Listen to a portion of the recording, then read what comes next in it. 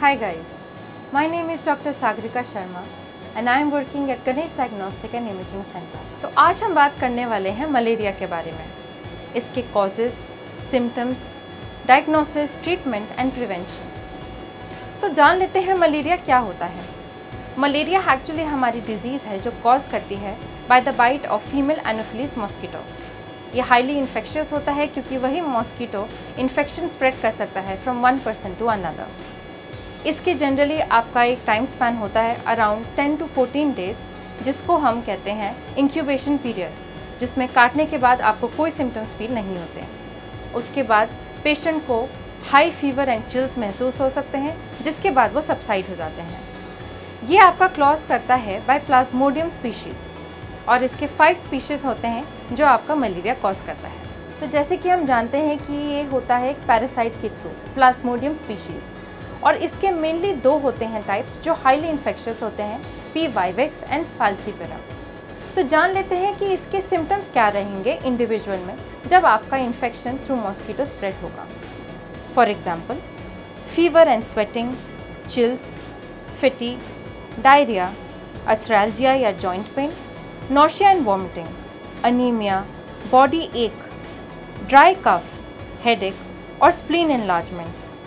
और काफ़ी केसेस में अगर आपका मलेरिया सीवियर फॉर्म में चला जाता है तो ये भी सिम्टम्स देखे जाते हैं, जैसे कि coma in case of cerebral malaria, acute renal failure, pulmonary oedema, jaundice, black water fever या हीमोग्लोबिनूरिया, कन्वल्जन, शॉक।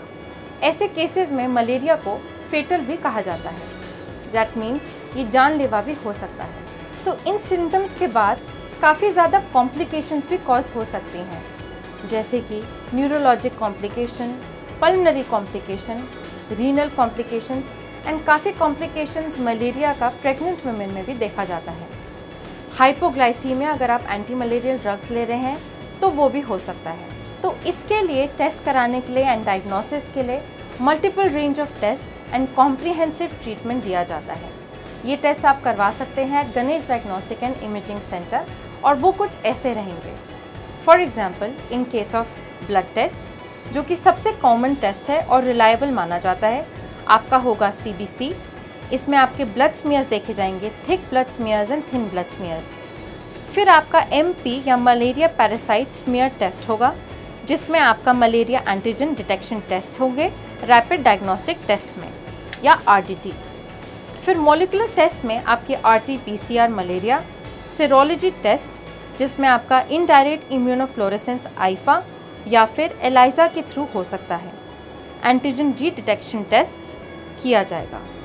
ये सभी एनलिस्टेड टेस्ट आप करा सकते हैं at Ganesh diagnostic and imaging centre, क्योंकि हमारे यहाँ काफ़ी ही ट्रेन स्टाफ एंड टेक्नीशियंस हैं जो आपका सैंपल बहुत ही ध्यान से कलेक्ट करेंगे और रिलायबल एंड एक्यूरेट मेथड से टेस्ट करके आपको रिजल्ट देंगे।